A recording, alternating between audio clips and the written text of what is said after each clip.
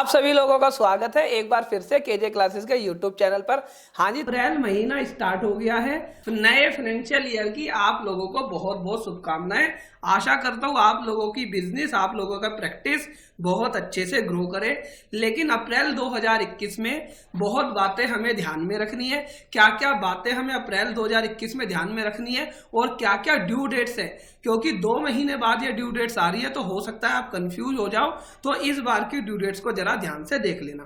पहली due dates है 13 अप्रैल।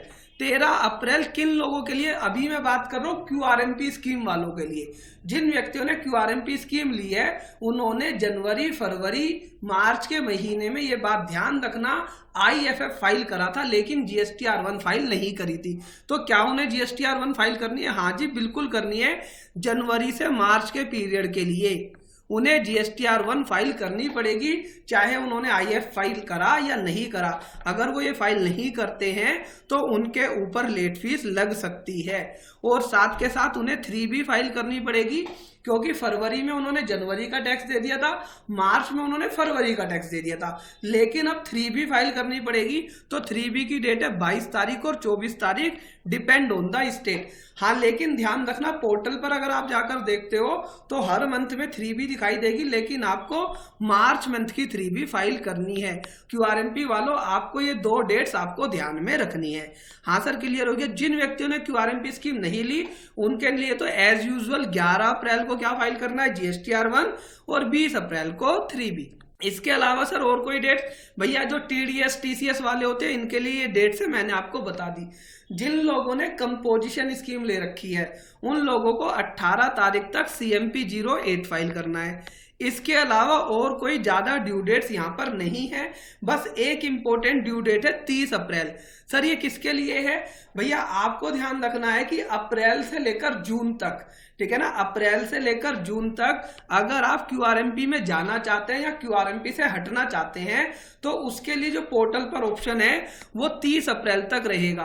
तो अगर किसी ने गलती से क्यूआरएमपी सिलेक्ट कर दिया या ऑप्ट आउट कर लिया तो वो 30 अप्रैल से पहले पहले इस चीज को कर ले। ईएसआई पीएफ की डेट 15 अप्रैल होती है, ये आपको पता ही है। इसके अलावा आप बात ध्यान रखना कि जो टीडीएस की डिपॉजिट की डेट होती है वो मार्च महीने के लिए 30 अप्रैल होती है, ये बात आपको ध्यान में रखनी है।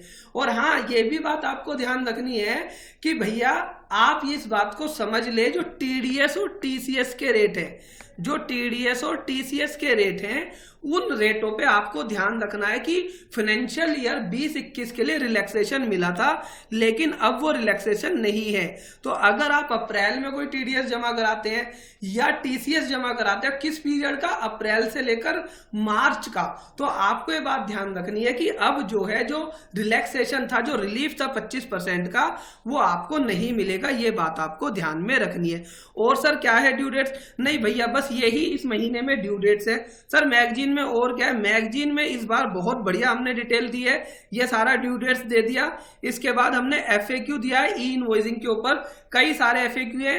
और उसके बाद हमने HSN कोड के ऊपर पूरा आर्टिकल दिया है, पूरे एफएक्यू दिए हैं। अगर आपने अभी तक ये मैगजीन सब्सक्राइब नहीं कराई है तो इस मैगजीन को सब्सक्राइब करा लें, क्योंकि अब हमने मैगजीन को फाइनल कर दिया है। आपको मैगजीन 1 या 2 दिन में आपकी मेल पर मिल जाएगी।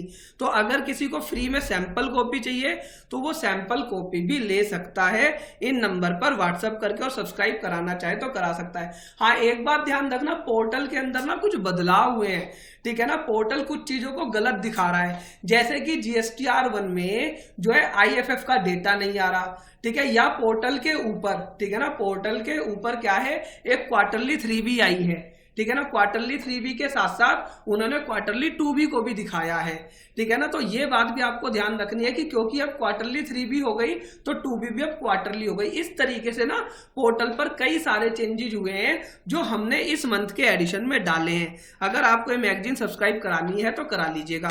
वीडियो कैसी लगी मुझे कमेंट बॉक्स में लिखकर बताना। क्या सारी ड्यू डेट्स क्लियर हो गई? हाँ सर, ध्यान रखनी है कि क्यूआरएमपी स्कीम वालों को जीएसटीआर1 भरनी है 13 तारीख तक, नहीं भरी तो GSTR1 की लेट फीस लग जाएगी और इस बार उन्हें 3B फाइल करनी है। 3B फाइल करते समय जो उन्होंने टैक्स पे करा था वो वहां पर उन्हें पोर्टल पर शो कर जाएगा।